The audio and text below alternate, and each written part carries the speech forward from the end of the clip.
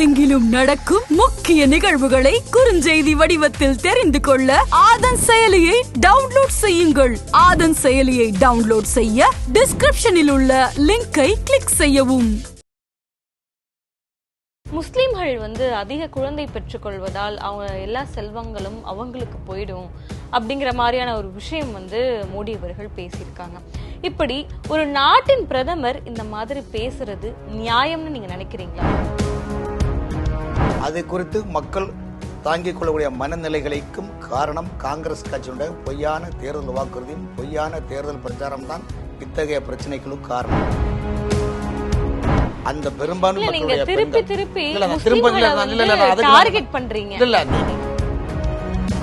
மதத்தால் பிரிவு செய்யறது இங்க பாஜக தான் சார்.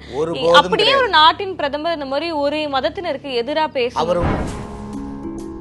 பிரதமர் மோடி அவர்கள் இந்த 10 ஆண்டுகளும் தான் என்ன செய்தோம் அப்படிங்கிற சாதனையை சொல்லாம மறுபடியும் 10-20 வருஷத்துக்கு முன்னாடி காங்கிரஸ் என்ன பண்ணாங்க அப்படிங்கறத குற்றம் சொல்லிதான் ஓட்டு கேக்குறீங்களே தவிர நீங்க என்ன சாதிச்சீங்கிறத சொல்லி ஓட்டு கேட்க மாட்டேங்கிறீங்களே. இந்த நாட்டை எப்படி வெள்ளையன் கொள்ளையடிச்சுட்டு போறாரோ அதே போல இந்தியாவை சுரண்டி 67 வருடம் கொள்ளையடித்தது காங்கிரஸ் கட்சி. 2014க்கு பிறகு ஒரு மதத்தை புண்படுத்துவது. காங்கிரஸ் கட்சி 2024 ஆட்சிக்கு வந்தால் இந்தியா பிளவுபடும், இந்தியா ஜாதி ரீதியாக பிரச்சனை உருவாகும், இந்தியா அது ஒரு அர்பன் நக்சலைட் என்ப ஒரு நிலைப்பாடு தான் பிரதமர் சொல்ற வார்த்தை தான் நானும் சொல்லுகின்றேன். எங்கள் விஷயம் அதாவது அன்றே ஒரு பிதாமகன் மோடி அவர்கள் நாளை நடப்பதை இன்றே அசிரியர் குரல் மாதிரி ஒன்று சொன்னாரே, நாம் கேட்கவில்லையே. இன்று நூலும் இல்லை வாலும் இல்லை வானில் பட்டம் விடுவேன் ஆண்டு. ஆற்காடு இளவரசர் நவாப் குடும்பத்தை பத்தி உங்களுக்கு தெரிஞ்சிருக்குமான்னு என்னன்னு எனக்கு தெரியல. அவங்களோட குடும்பமே பாத்தீங்கன்னா இந்துக்கள் கோயில் கட்டுறதுக்காக நிலங்களையும் நிதிகளையுமே கொடுத்திருக்காங்க. இன்னைக்கு மயிலாப்பூர்ல தெப்பக்குளம் இருக்குதே, அது யாரோட நிலம்னு நினைக்கிறீங்க? மோடி அவர்களுக்கு இந்த தேர்தல் தோல்வி பயம் விட்டது, அதனால்தான் இந்த மாதிரி உளறுகிறார் அப்படின்லாம் சொல்றாங்க. பாஜகவிற்கு மக்கள் எங்களுடைய சாதனை நம்புகின்றார்கள். உலக நாடுகளே பாராட்டுகின்றது. இந்த உலகத்தில் நான் தான் வல்லரசு என்ற ரஷ்யாவும் தான் தான் சொல்ல வல்லரசு என்று சொல்ல அமெரிக்காவும் கூட மீண்டும் பிரதமராக 3வது முறை மோடி வர வேண்டும் தான் நினைக்கிறாங்க. தவிர்த்து தமிழ்நாட்டை பொறுத்தவரையில் மட்டுமில்லை, காங்கிரஸ் ஒரே இலக்கு சிறுபான்மை மக்களுடைய வாக்குகளையும் தலித் மக்களுடைய வாக்குகளையும் ஒருங்கிணைத்து கர்நாடகா பாலிசியில் எப்படி ஜெயிச்சோம் அதே மாதிரி கொண்டாலும் நினைக்கிறாங்க. இது நடக்காது. இந்த அதிமுகவுக்கும் ஒரு வாக்காளர்கள் நிறைய பேர் இருக்காங்களே சார், அதை எப்படி சார் உடைக்க முடியும்? பிஜேபி காரங்க எல்லாம் ஒரு கட்டமைப்பு வைக்கிறாங்க, அதாவது அதிமுக டவுன் ஆயிடுச்சு, ஆனா அப்படிலாம் ஒண்ணு இல்லவே இல்லை சார். ஆதன் நியூஸ் நேயர்களுக்கு வணக்கம். முக்கிய நிகழ்வுகளை உடனுக்குடன் தெரிந்து கொள்ள ஆதன் செயலியை டவுன்லோட் செய்யுங்கள். டவுன்லோட் லிங்க் டிஸ்கிரிப்ஷனில் உள்ளது. இன்று நம்மோடு அரசியல் விமர்சகர் VS ராமன் அவர்கள் இணைந்திருக்கிறார். வாருங்கள் பேசலாம். வணக்கம் சார். வணக்கம். 2ஆம் கட்ட தேர்தல் இப்போ நடந்துட்டு இருக்கு. தமிழகத்துல தேர்தல் முடிந்த பிறகு பாத்தீங்கன்னா மோடி அவர்கள் பேசின விஷயம் ஒரு பெரிய பூதாகரமாயிருக்கு, சர்ச்சை கிளப்பிருக்கு அப்படின்னு கூட சொல்லலாம். எல்லா விஷயத்தையும் கூட விட்டுறலாம். ஆனா அவர் சொன்னது என்னன்னா, முஸ்லிம்கள் அதிக குழந்தை பெற்றுக்கொள்வதால் அவங்க எல்லா செல்வங்களும் அவங்களுக்கு போயிடும் அப்படிங்கிற மாதிரியான ஒரு விஷயம் மோடி அவர்கள் பேசியிருக்காங்க. இப்படி ஒரு நாட்டின் பிரதமர் இந்த மாதிரி பேசுறது நியாயம்னு நீங்க நினைக்கிறீங்களா? இதுல எங்களை பொறுத்தவரைக்கும் கேட்டீங்கன்னா, இந்த கருத்தை அவர் முன்வைத்தது இந்தியாவினுடைய பெரும்பான்மை மக்களின் ஒட்டுமொத்த குரலாக அவர் எதிரொலித்துள்ளார். அப்போ ஒரு மதத்தினருக்கு சார்பாகவும் இன்னொரு மதத்தினர் புண்படும்படி எப்படி ஒரு நாட்டின் பிரதமர் அப்படி பேச முடியும்? இப்படிப்பட்ட ஒரு பிரச்சனை இது அரசியல் சாசனத்துக்கு உட்பட்டதா? இப்படிப்பட்ட ஒரு நிலைப்பாடை தர்ம சங்கடமான உங்களை போன்ற நிறைய கேள்விகளும் அதை குறித்து மக்கள் தாங்கிக் கொள்ளக்கூடிய மனநிலைகளுக்கும் காரணம் காங்கிரஸ் கட்சியுடைய பொய்யான தேர்தல் வாக்குறுதியும் பொய்யான தேர்தல் பிரச்சாரம் தான் இத்தகைய பிரச்சனைகளுக்கு காரணம். ஆகவே இந்த பிரச்சனையை பொறுத்தவரையும் இந்தியாவில் சிறுபான்மை மக்கள் யாரும் கொந்தளிக்கவில்லை, யாரும் வருத்தப்படவில்லை. அது சம்பந்தமாக அவங்களை சார்ந்த எந்த அரசியல் கட்சிகளும் இது பற்றி எதுவுமே சொல்லவில்லை. ஆனால் சிறுபான்மை மக்களுடைய ஓட்டுக்களை பெற வேண்டும் என்பதற்காக INDA கூட்டணிகள் தவறான பிரச்சாரத்தை கையாளுவது, தேர்தல் வாக்குறுதிகள் இதெல்லாம் சொல்வதை பார்த்தால் கூட்டி கழித்து பார்த்தால் 13ஆம் நூற்றாண்டில் ராஜஸ்தான் மாநிலத்தில் பிருத்திவிராஜ் சௌஹான் என்ற மன்னர் இருந்தார். அந்த மன்னர் கோரி முகமதுவை போரில் வெல்லுகின்றார். அதன் பிறகு தான் முகலாயர்கள் முழுக்க அதுக்கு பிறகு வந்த பாபர் அக்பர்லாம் சேர்ந்து இங்கே பார்த்தீங்கன்னா ராஜஸ்தான் நாட்டின் மாநிலத்தினுடைய பல சமஸ்தான ராஜாக்களை சதித்திட்டம் செய்து கொலை செய்துள்ளார்கள். ஆகவே அப்படிப்பட்ட அவர்களை கொலை செய்த காரணத்தை பண்ணிக்கிட்டு அந்த குடும்பத்தில் ராஜபுத்திர பெண்களை கலப்பு திருமணத்துக்கான நிலைப்பாடு உருவாக்கியது அக்பர். இந்த பிரச்சனையை 12 ஆண்டு காலமாக ராஜஸ்தான் மாநிலத்தில் உதயசிங் என்ற மன்னருக்கும் அக்பருக்கும் பனிப்போர் நடந்து கொண்டிருக்கின்றன. காரணம் என்னவென்றால் அங்கு என்ன பிரச்சனைனா, ஒரு அந்த முகலாயர்கள் மன்னர்கள் அவங்க இங்கே அந்த நாட்டினுடைய ராஜஸ்தான் மாநிலத்தினுடைய சமஸ்தான ராஜாக்களை போரிட்டு சதித்திட்டம் பண்ணி கொலை செய்து விட்டு மட்டுமல்ல, அந்த குடும்பத்தில் உள்ள பெண்களை கலப்பு திருமணம் செய்கின்றார்கள். ஆகவே இந்து மதத்தை பொறுத்தவரையும் கலப்பு திருமணம் என்பது சரியாக நிலைப்பாடு இருக்காது. ஆகவே அவர்கள் தீமூட்டி பொதுவான இடத்தில் தீமூட்டி அந்த குடும்பத்தில் உள்ள பெண்கள் எல்லாம் இறந்து போகக்கூடிய மனநிலை உருவாகிவிட்டது, நடந்து கொண்டிருந்தன. இத்தகைய சூழ்நிலை ஒன்று. இரண்டாவது, சமீபத்தில் மேற்கு வங்க மாநிலத்தில் பார்த்தீங்களா சந்தோஷ் கோயிலில் அந்த கோயிலில் திரிணாமுல் காங்கிரஸுடைய தலைவர் ஷாஜஹான் அவர் என்ன பண்ணுறாரு, பெரும்பான்மை வாழக்கூடிய மக்களை அவமானப்படுத்தி அடித்து உதைத்து அவங்களுடைய வீடுகள்லாம் அடித்து உடைக்கும் போது அந்த பெரும்பான்மை மக்களுடைய இல்ல நீங்க இதுக்கு பதில் சொல்லுங்க, நான் இன்னும் சொல்லி முடியல. அந்த பெண்கள் தன்னுடைய வீடுகளை இழந்து உடைமைகளாம் இழந்து கழுத்தில் இருக்கும் தாலியை கிளட்டி அவங்க அடமானம் வச்சு வாழ்க்கையை நடத்திருக்காங்க. அத்தகைய பிரச்சனைக்கு காங்கிரஸ் கட்சியை சேர்ந்த ராகுல் காந்தி கண்டிச்சாரா? இல்லை. நீங்கள் அடுத்து கர்நாடகா மாநிலத்தில் இப்போ காங்கிரஸ் ஆட்சி அமைச்ச பிறகு ஒரு டீ கடையில் ஆஞ்சநேயர் பாட்டை போட்டான்னு அந்த கடைக்காரனை போட்டு அடித்து துவம்சம் பண்ணியிருக்கிறாங்க. நீங்கள் மாட்டுக்கறி சாப்பிட்டா இது பண்ணுறீங்க, ஹிஜாப் போட்டால் எவ்வளோ பிரச்சனை பண்ணுறீங்க, இதெல்லாம் ஆதரிக்கிற நீங்கள் ஏன் சார் இதெல்லாம் பேசுகிறீங்க? அதாவது ஒரு விஷயம் கேட்டுங்க, ஒரு நாடு என்பது இந்த ஏற்கனவே நாம் 1947 சுதந்திரம் கிடைச்ச பிறகு இந்த நாட்டை மதத்தால் பிரிவு செய்தது காங்கிரஸ் கட்சி. மதத்தால் பிரிவு செய்யறது இங்க பாஜக தான் சார். அப்படியே ஒரு நாட்டின் பிரதமர் இந்த மாதிரி ஒரு மதத்தினருக்கு எதிராக பேச அவர் திரும்பவும் சொல்றேன், நீங்கள் 2004 2010 வரையிலும் மத்திய ஆட்சியில் இருக்கின்ற போது சிறுபான்மை மக்களுக்கு பல்வேறு சலுகைகளை கொண்டு வருவதற்காக முயற்சி செய்தார்கள். அது நீதிமன்றத்தின் வழக்கு மூலம் கேட்டு சுட்டிக்காட்டப்பட்டு நீதிமன்றத்தால் தண்டிக்கப்பட்டு அந்த திட்டங்களை எல்லாம் அப்புறப்படுத்தினார்கள். அதே போல் நீங்கள் ஆந்திராவில் பார்த்தீங்கன்னா 2004 அந்த சிறுபான்மை மக்களுக்கு உள்ள அதாவது எஸ்டி எஸ்சி மற்றும் தலித் மக்களுக்கு உள்ள சலுகைகளை கூட இஸ்லாமியர்களுக்கும் சேர்க்க வேண்டும் என்ற திட்டம் போட்டவர்கள் தான். ஆகவே தான் நாங்கள் சொல்லுகிறோம், நீங்கள் 1971 இந்திரா காந்தி இந்தியாவுடைய பிரதமர். அப்போ என்ன பண்ணுறாங்கன்னா 1947 பிறகு 48 50 வரைக்கும் ராஜஸ்தானில் 21 மாநிலங்கள் சமஸ்தான மன்னர்களை ஒருங்கிணைத்து அந்த ஒருங்கிணைத்த காரணத்தால் அந்த 21 சமஸ்தான மன்னர்களுக்கும் மத்திய அரசு மானியம் கொடுத்தன. ஆனால் அந்த மானியத்தை 1971 இந்திரா காந்தி பிரதமர் இந்த மானியத்தை ரத்து செய்தார். இப்படி ஒவ்வொரு பிரச்சனை இந்தியாவில் உள்ள இன்னைக்கு இவங்க ராகுல் பிரியங்கா காந்தி அதாவது பாஜக அதாவது பிரதமர் மோடி அவர்கள் இந்த 10 ஆண்டுகளும் தான் என்ன செய்தோம் அப்படிங்கிற சாதனையை சொல்லாம மறுபடியும் 10-20 வருஷத்துக்கு முன்னாடி காங்கிரஸ் என்ன பண்ணாங்க அப்படிங்கறத குற்றம் சொல்லிதான் ஓட்டு கேட்கறீங்களே தவிர நீங்க என்ன சாதிச்சீங்கிறத சொல்லி ஓட்டு கேட்க மாட்டேங்கிறீங்களே. 10 ஆண்டுகளை பொறுத்தவரையிலும் காங்கிரஸ் கட்சி செய்யாத 65 ஆண்டு காலமாக இந்த நாட்டை வெள்ளையன் என்ன செய்தீர்கள்? இந்த நாட்டை எப்படி வெள்ளையன் கொள்ளையடிச்சிட்டு போறாரோ அதே போல இந்தியாவை சுரண்டி 67 வருடம் கொள்ளையடித்தது காங்கிரஸ் கட்சி. 2014 பிறகு ஒரு மதத்தை புண்படுத்தவில்லை. மதத்தை புண்படுத்துவதற்காக காரணம் காங்கிரஸ் கட்சி தான். காங்கிரஸ் கட்சி 2024 ஆட்சிக்கு வந்தால் இந்தியா பிளவுபடும், இந்தியா ஜாதி ரீதியாக பிரச்சனை உருவாகும், இந்தியா அது ஒரு அர்பன் நக்சலைட் என்ப ஒரு நிலைப்பாடு தான் பிரதமர் சொல்ற வார்த்தை தான் நானும் சொல்லுகின்றேன். நீங்கள் விஷயம் அதாவது ராகுலுக்கும் பிரியங்கா காந்தி என்ன சொல்றாங்க, என் தாயார் பாதிக்கப்பட்டார், நாங்கள் எல்லாம் குடும்பத்தோட பாதிக்கப்பட்டேன்னு சொல்கிறீங்க. நாங்கள் சொல்கிறோம் சுதந்திரம் கிடைச்சிருந்து இன்னைக்கு வரைக்கும் பாருங்கள் எத்தனை ஹிந்துக்கள் பயங்கரவாதத்தால் பாதிக்கப்பட்டா பேர் இறக்கும்போது எத்தனை பெண்கள் நடுத்தரில் நிற்கிறாங்க. அவர்களை குட்டுயிரும் குலையுருமாக தாலிகளையெல்லாம் இழந்து நிற்கிறார்கள். லட்சக்கணக்கான இலங்கையில் 1 லட்சம் மக்களை 2 லட்சம் மக்களை கொண்டீர்களே, அப்போதெல்லாம் உங்களுக்கு தெரியலையா? இன்றைக்கி ஓட்டு வங்கிக்காக பிரியங்கா காந்தி எதுக்கு நீலு கண்ணி வடிக்க வேண்டும்? அதாவது இந்தியாவில் இந்த பிரச்சனையை கொண்டு வருது. அதாவது மத்திய அரசு 10 ஆண்டுகளில் சாதனா எல்லா சாதனையும் பண்ணியிருக்காங்க. நெடுஞ்சாலை திட்டம், போக்குவரத்து திட்டம், கப்பல் திட்டம், ரயில்வே திட்டம், ரயில்வே விரிவாக்கம், விமான நிலைய திட்டம், அனைவருக்கும் வீடு திட்டம், மத்திய அரசுடைய தனி வீடு கழிப்பிடம், எவ்வளோ இன்ஃப்ராஸ்ட்ரக்சர்லாம் பண்ணியிருக்குது. ஆனால் இந்த சாதனையை சொல்வதற்கு கூட காங்கிரஸ் எங்களை ஏன் விடுவதில்லை என்றால் காங்கிரஸ் ஒரே இலக்கு பிரச்சனையை முன்வைத்து பிஜேபியை டேமேஜ் செய்ய வேண்டும். பாஜக வரக்கூடாது.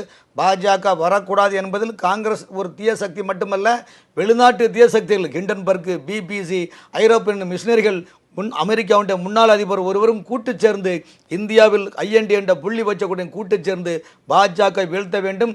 உலக நாடுகளில் 3வது வாட்டி இந்தியாவில் பிரதமராக வந்தால் உலக நாட்டில் பிஜேபியை மட்டும் இல்லை மோடியை வெல்ல முடியாது. ஆகவே இதோடு இவர் தோற்கடிக்கின்ற லட்சியத்தில் வச்சு தான் பிஜேபியை முழுக்க ஐஎன்டிஏ கூட்டணி பிரச்சாரம் பண்ணுது. இப்போ ஐஎன்டிஏ கூட்டணியில் பாருங்கள், கம்யூனிஸ்ட் கேரளாவில் பார்த்தீங்களா, தமிழ்நாடு முதலமைச்சர் வட இந்தியாவில் பிரச்சாரத்துக்கு போகிறேன்னு சொல்கிறாரு. ஆனால் தமிழ்நாடு ஏன் கேரளாவுக்கு போக மாட்டேங்கிறீங்க, ஏன் மேற்குவங்கம் போக மாட்டேங்கிறீங்க? அங்கெல்லாம் பார்த்தீங்கன்னா அதாவது ஐஎன்டிஏன்ற பிராண்டுக்குள்ளே எவ்வளோ பிரச்சனை இருக்குது. ராகுல் காந்தி நிற்கிற வயநாடு தொகுதியில் மாவோயிஸ்ட் தீவிரவாதிகள் வீடாகவே பிரச்சாரம் பண்ணுறாங்க, துப்பாக்கி வச்சுட்டு போட்டு போட வெளியே வராதிங்கன்னு. உங்களை ராகுல் காந்தியை கேரளா முதலமைச்சர் என்ன சொல்கிறாரு, பினராயி விஜயன் ராகுல் காந்தி பக்குவம் இல்லாத மனிதர், அவர் அமுல் பேபின்னு சொல்றாரு. அதே கம்யூனிஸ்டை சேர்ந்த ஒரு எம்எல்ஏ சொல்றாரு ராகுல் காந்தி இரு கட்சிகளுடைய ஒரே நோக்கம் பாஜக தான் உங்களுக்கு முதல்ல எதிர்கட்சி.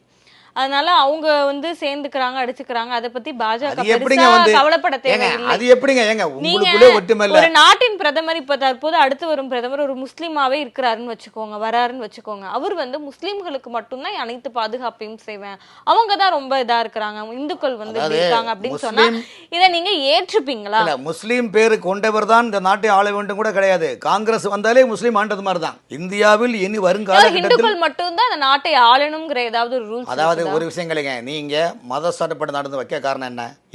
அதாவது இன்னைக்கு அவங்க குழந்தை பெறுவது அதிகமாக ஆகிவிட்டது. காரணம் என்றால் குழந்தை பெறுவது வெறும் முஸ்லிம்கள் மட்டும்தான் பண்றாங்களா, இந்துக்கள் யாருமே பண்றது இல்லையா? அப்போ இந்துக்கள் இன்னைக்கு நிலைமை என்னன்னா, பொருளாதார சூழ்நிலை கருத்தில் கொண்டு நாம் இருவர் நமக்கு இருவர் என்ன பேச விடுங்க, என்ன பேசுறீங்க?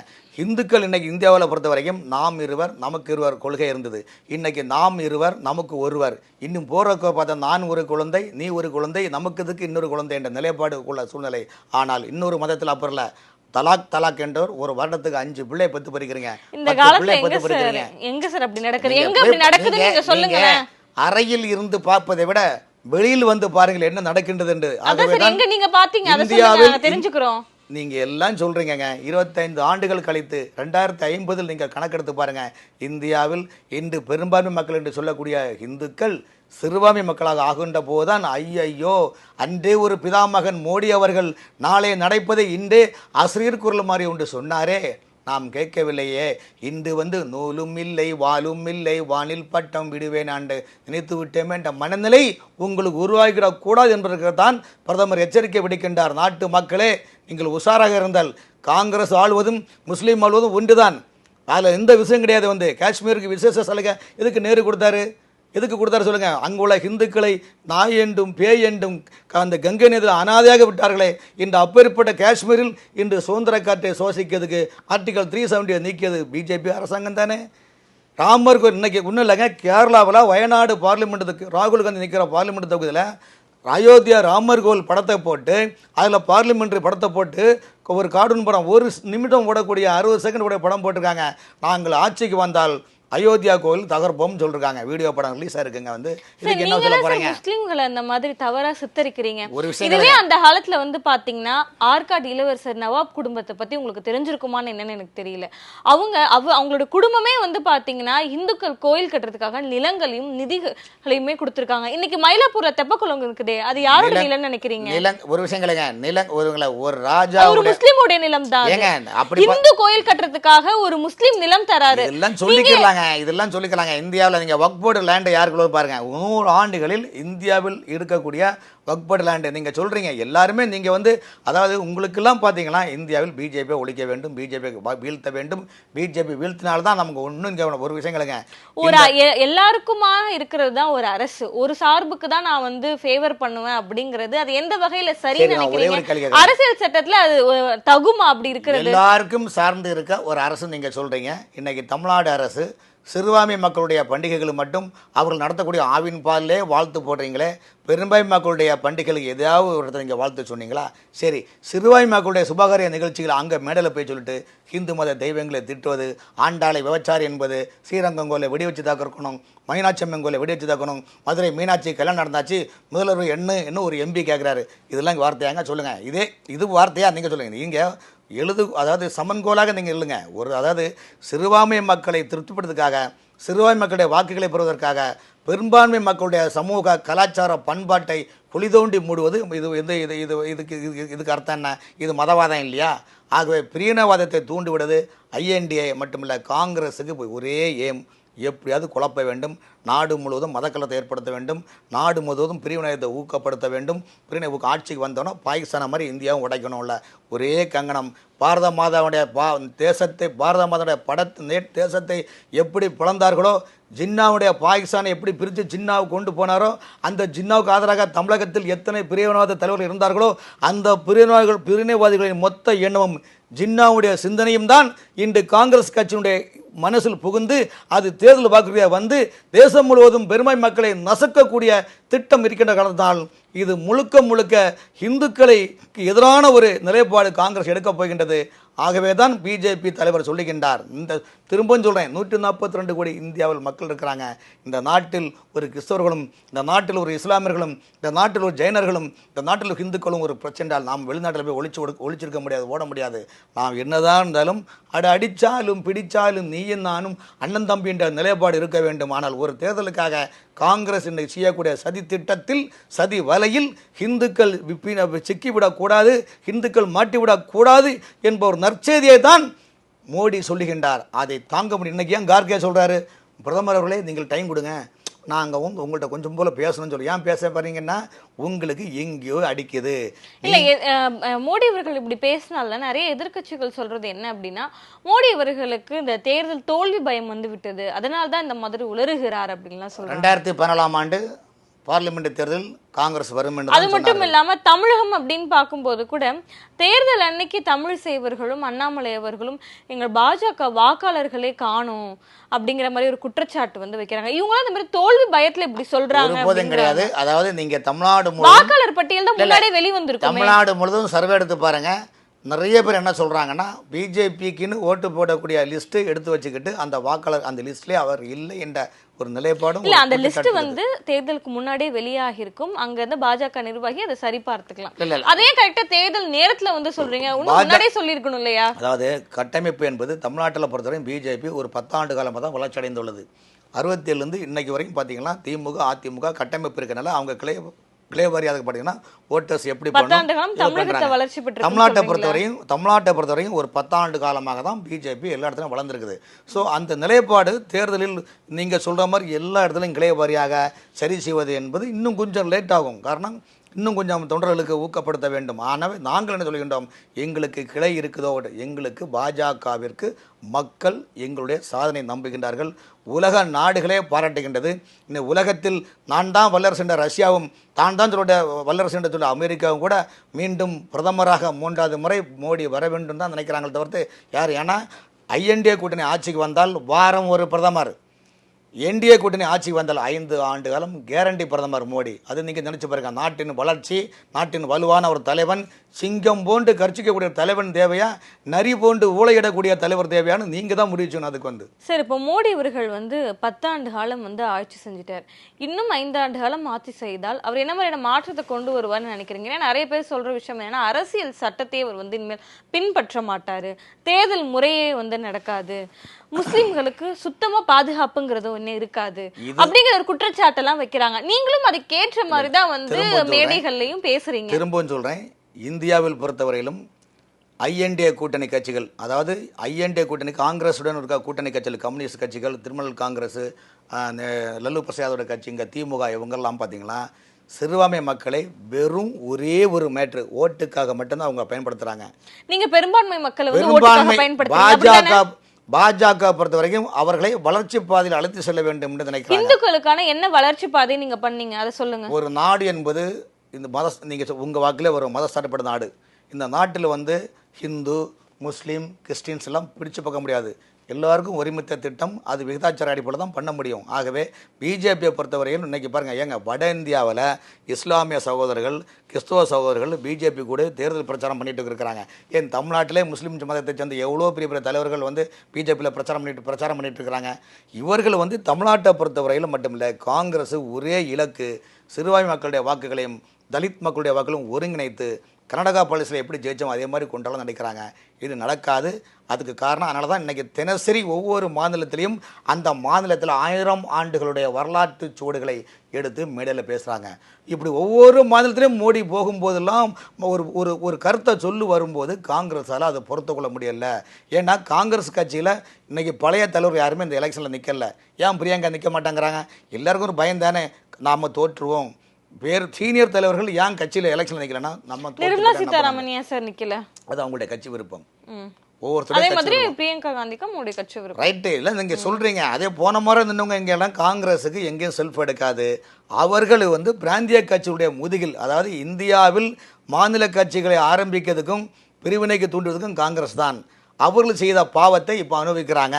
இன்றைக்கி பிராந்திய கட்சி அதிகாரம் பெற்று அவர்கள் ஊழலில் மிகப்பெரிய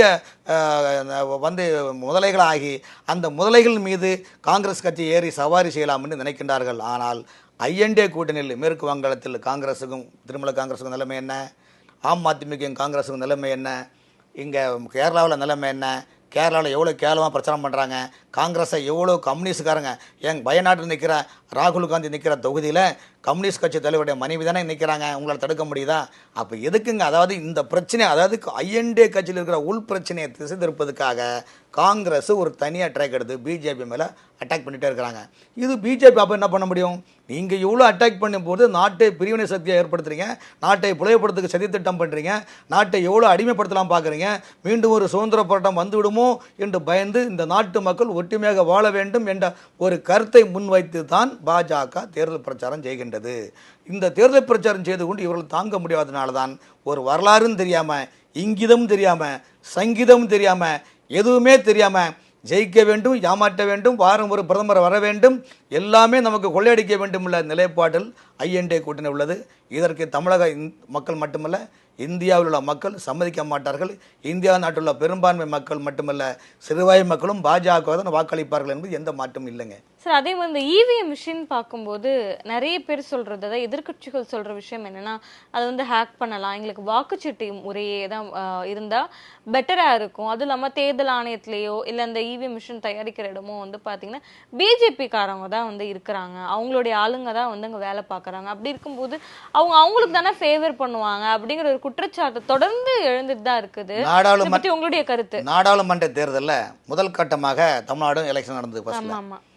இங்க நல்லா இருக்கும்னு சொல்றாங்க. இந்த தமிழ்நாட்டில் ஃப்ளையிங் ஸ்குவாடாக வேலை பார்த்த அதிகாரிகள் 90% அதிகாரிகள் தமிழ்நாடு அரசுக்கு ஆளுங்கட்சி திமுகவில் சேர்ந்த இந்த அரசு துறை அதிகாரிகள் தான். இப்போ நான் சொல்கிறேன், ஒரு தகவல் சொல்கிறேன். ஃப்ளையிங் ஸ்குவாட் அதிகாரிகள் தான் வாக்காளர்களுக்கு, திமுக காரங்க கட்சி நிர்வாகிகளுக்கு பணம் வண்டியில் வச்சு கொண்டு போனாங்கன்னா நீங்கள் நம்புவீங்களா? அதுக்கு ஆதாரம் கேட்பீங்க நீங்கள். அதே போல் தேர்தல் என்பது இந்திய தேர்தல் ஆணையம் எடுத்துக்க முடிவு. இதை ஒவ்வொருத்தருக்கும் ருசிக்காக, இது ஒன்றும் ஹோட்டல் கிடையாது. தேர்தல் ஆணையம் தன்னிச்சையாக செயல்படுது. இதில் எந்த குளறுபடியும் கிடையாது, குளறுபடிக்க செய்ய வேண்டிய அவசியம் கிடையாது. இதை யாரும் சரி, இதே திமுக அதை சொல்லுதா? நீங்கள் இவிஎம் மிஷின் தான் வேலை கோல்மால் பண்ணுதுன்னா 2021 நடந்த சட்டமன்ற தேர்தலில் திமுக ஆளுங்கட்சி வந்திருக்குது, கர்நாடக மாநிலத்தில் காங்கிரஸ் ஆளுங்கட்சியாக வந்திருக்குது, இன்னைக்கு எத்தனையோ மாநிலத்தில் எதிர்கட்சிகள் ஆளுங்கட்சியாக வந்திருக்குது. அப்போ அதுக்குள்ள நீங்கள் ஐயோ அவங்க யாருமே இப்படி இவிஎம் மிஷினை பற்றி குறை சொல்லலையே. இவிஎம் மிஷினை பற்றி குறை சொல்லுபவர்கள் ஆட்சியில் வர வேண்டும், எதையாவது பொய் மூட்டை அவுத்து ஆட்சிக்கு வர வேண்டும். ஒரே ஒரு சொல்ல, இந்த நாட்டினுடைய தேச துரோக செயலில் காங்கிரஸ் கைதேர்ந்த கலைகள் என்பது ஒரே ஒரு உதாரணம் சொல்கிறேன். ப. சிதம்பரம் ஃபைனான்ஸ் மினிஸ்டராக இருக்கிறாங்க. ரிசர்வ் பேங்க் நோட்டு அடிக்கக்கூடிய மிஷின், அந்த மிஷின் கண்டம் ஆகிடுச்சுன்னா அதை உருக்கி அதை எதுக்கு பயன்பாடு இல்லாமல் தான் ஆக்குவாங்க. ஆனால் சிதம்பரம் அவர்கள் ரிசர்வ் பேங்கினுடைய நோட்டு அடிக்கிற மிஷினை செகண்ட் ரேட்டுக்கு பாய்சனில் விற்றாரா இல்லையா? அந்த பாய்சனை விற்கும்போது அந்த பாய்சன் அரசாங்கம் என்ன பண்ணுச்சு? ரிசர்வ் பேங்கை நோட்டை அடித்து உங்கள் பார்டரில் வச்சு சப்ளை பண்ணாங்களா இல்லையா? இது என்ன பெரிய சிதம்பரம் ரகசியமா? அப்படிங்கும்போது ஒரு நாட்டுடைய எவ்வளோ பெரிய விஷயங்கள் அதாவது பாதுகாக்கப்பட விஷயங்கள் ஒரு நிதித்துறை அமைச்சரே எவ்வளோ செயல்பாட்டார்கள்னா இதை விட தேச துரோகம் இவ்வளோ என்ன இருக்குது சொல்லுங்கள். இதுக்கு மேலே என்ன ஒன்று சொல்லுங்கள். கைப்புணுக்கு கண்ணாடி தேவையில்லைங்க. இன்றைக்கி காங்கிரஸ் கட்சியிலே சிதம்பரம் ஜெயிச்சாலும் கூட உங்களுக்கு ஆட்சிக்கு வரப்போகிறதில்ல. இருந்தாலும் காங்கிரஸ் என்ன சொல்லுங்க, டெல்லி காங்கிரஸ் என்ன சொல்லுறேன், நீ ஜெயிச்சாலும் உங்களுக்கு மந்திரி இல்லைன்னு சொல்கிறாங்க. இவங்க கனவுல கூட நினைக்க வேண்டாம் காங்கிரஸ் ஆட்சியில் வரணும். இருந்தாலும் அவங்களுடைய பகல் கோட்டையை ஒரு ஆசையை சொல்றதுக்காக சொல்கிறேன், ஐஎன்டிஏ கூட்டணி ஆட்சிக்கு வராது. அப்படி ஆட்சிக்கு வந்தாலும் சிதம்பரம் அவர்கள்லாம் மந்திரி இல்லைன்னு அவங்களே ஏற்கனவே சொல்லிட்டாங்க. ஸோ இத்தகைய சூழ்நிலையில் இந்தியாவில் இன்றைக்கி வலுவான தலைவன் நாட்டுக்கு ஒரு நல்ல தலைவன், இளம் தலைவர்கள், உலக நாடுகள் எல்லாமே இன்னைக்கு கொரோனாக்கு பிறகு எல்லா நாடும் பொருளாதாரத்தில் குப்புற கமுத்து கிடக்குது. எந்த இதுவும் கிடையாது. சைனா எப்படியாவது இந்தியாவில் ஒரு ஐஎன்டி கூட்டின போலி கட்சிகள் ஆட்சிக்கு வந்துட்டேன்னா அங்கே உள்ள கண்டங்கிளாஸ் பொருள்லாம் கொண்டு வியாபாரம் பண்ணலாம் பார்க்குறாங்க. இதுக்கு வழி கிடையாது.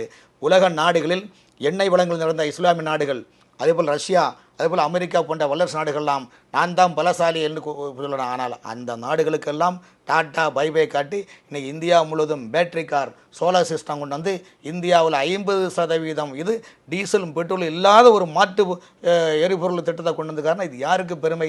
இந்த நாட்டினுடைய மக்களுக்கு பெருமை, இந்த நாட்டினுடைய பிரதமருக்கு பெருமை, நம்முடைய பெருமையை பார்த்து உலக நாடுகள்லாம் ஆச்சரியப்படுகிறேன்னா.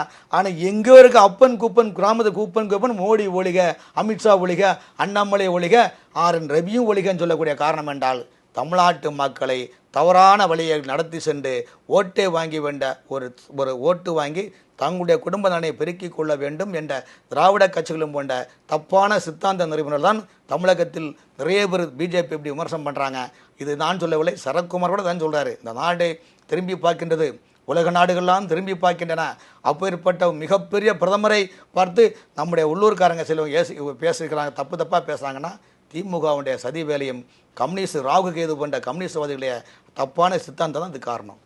அதே மாதிரி தமிழகத்தில் குறிப்பாக தேர்தல் முடிந்த பிறகு வந்து பார்த்திங்கன்னா அதிமுகவில் சில நிர்வாகிகள் வந்து சரியாக வேலை செய்யலை அப்படின்னு சொல்லிட்டு அதிமுக தலைமை வந்து ரொம்ப வருத்தப்பட்டதாகவும் ஒரு செய்திகள் எல்லாமே வந்துச்சு. இதை பற்றி உங்களுடைய கருத்துக்கள் என்ன சார்? நாடாளுமன்ற தேர்தல் 19ஆம் தேதி முடிஞ்சது. ஒரு 5 நாளுக்கு முன்னால் தமிழ்நாட்டில் ஒரு புலனாய்வு வார பத்திரிகையினுடைய யூடியூப் சேனல் வந்து ஒரு அறிக்கை கொடுத்தாங்க. வட சென்னை, தென் சென்னை, வட சென்னை, மத்திய சென்னை எல்லாம் அதிமுகவுடைய மாவட்ட செயலர்லாம் ஆளுங்கட்சி திமுக விலை போயிட்டாங்கன்னு அந்த மாவட்ட செயலருக்கு பேரெல்லாம் சொல்கிறாங்க.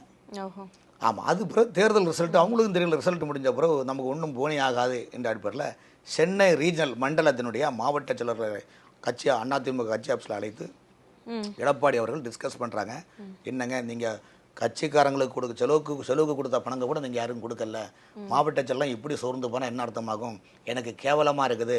எம்ஜிஆர் பவுண்டராக இருந்த கட்சி, ஜெயலலிதா அம்மா பவுண்டர் இருந்த கட்சி இப்படி ஆக்கி விட்டீங்களேன்னு அவர் தனக்குத்தானே வருத்தப்பட்டு இந்த மாதிரி சூழ்நிலை போனால் 2026 எப்படி ஆட்சி அமைக்குதுன்னு அவர் அந்த நிர்வாகிகள்கிட்ட பேசியிருக்காரு. இப்போ நாங்கள் சொல்கிறோம், நீங்கள் ஆட்சியில் 4 ஆண்டுகளும் இருந்தீங்க.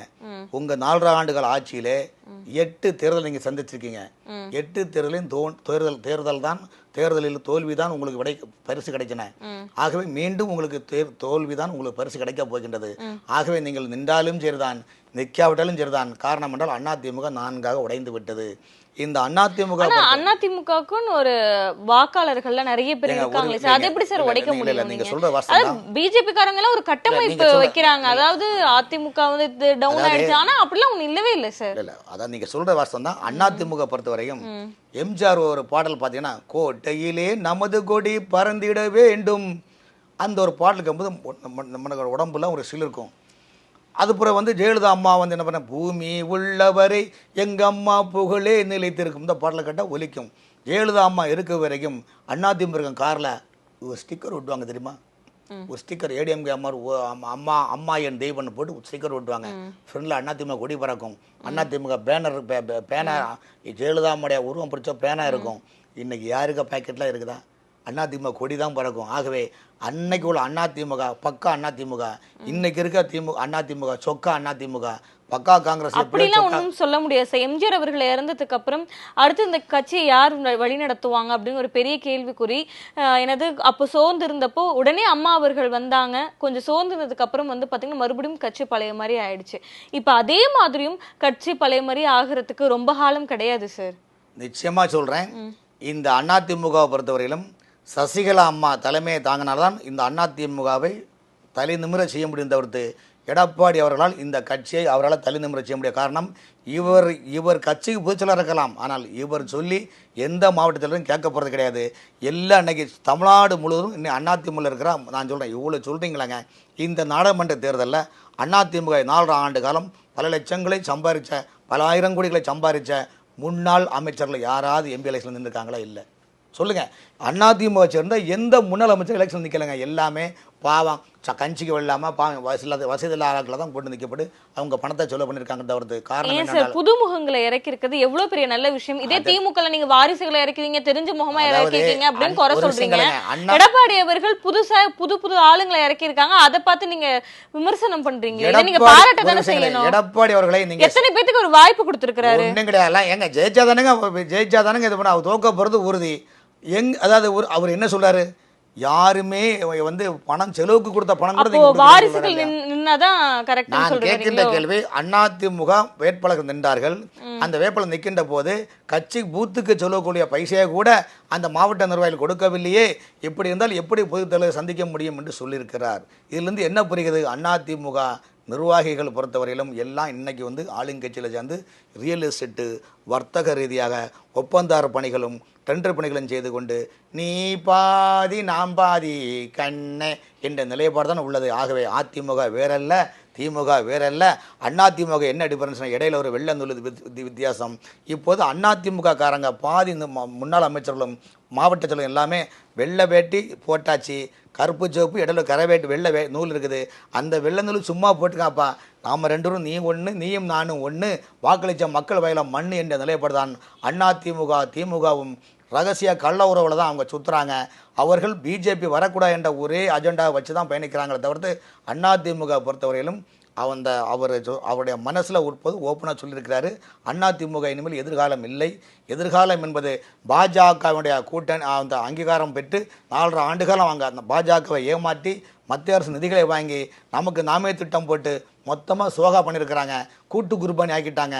ஆகவே அதிமுகவுடைய தொண்டர்கள் ஒற்றுமையாக இருக்கின்றார்கள். ஆனால் தொண்டர்களை பொறுத்தவரையிலும் எந்த ஒன்றிய செயலரோ எந்த மாவட்ட செயலரோ எந்த முன்னாள் அதிமுக மாவட்டத்தில் யாருக்கும் ஜல்லி டீக்கு கூட புண்ணியம் கிடையாது.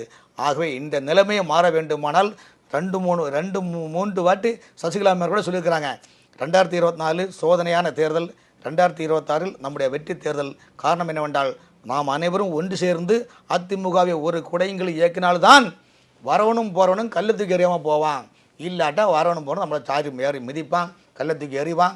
ஐயோ போச்சே என்றால் அதனால தான் அண்ணாமலை சொல்லியிருக்காரு, இன்னும் தேர்தல் முடிந்த பிறகு இந்த இரட்டை இலை பறிபோகும், அதிமுக பொதுச்செயலர் பதவி பறிபோகும் சொன்ன காரணம் என்றால் நான் யானை வரும் பின்னே மணி ஓசை வரும் முன்னே என்று அசிறு குரல் மாதிரி ஒழிக்கின்றார். காரணம் என்றால் நம்பிக்கை. சசிகலா அம்மையார் எடப்பாடி வைத்திருக்க நம்பிக்கை, அந்த நம்பிக்கையை வந்து நிறைவேற்ற முடியாமல் இந்த கட்சி யாரோ கையில் போய் சிக்கன் குனியா மாதிரி ஆகியிருக்க சூழ்நிலை கண்டுதான் இந்த அதிமுக பொறுத்தவரையும் சசிகலா பொதுச்செயலரானாலும் எதிர்காலம் இல்லாவிட்டால் இது முழுக்க தோல்விதான் விடையாக கிடைக்கும் என்பது என்னுடைய பதிவு. ஓகே சார், நிறைய கேள்விகளுக்கு ரொம்ப தெளிவான விளக்கத்தை கொடுத்துருக்கீங்க. நன்றி சார். மேலும் வேறொரு வீடியோ சந்திக்கிறேன். அதுவரை விடைபெறுவது பவித்ரா முருகேசன்.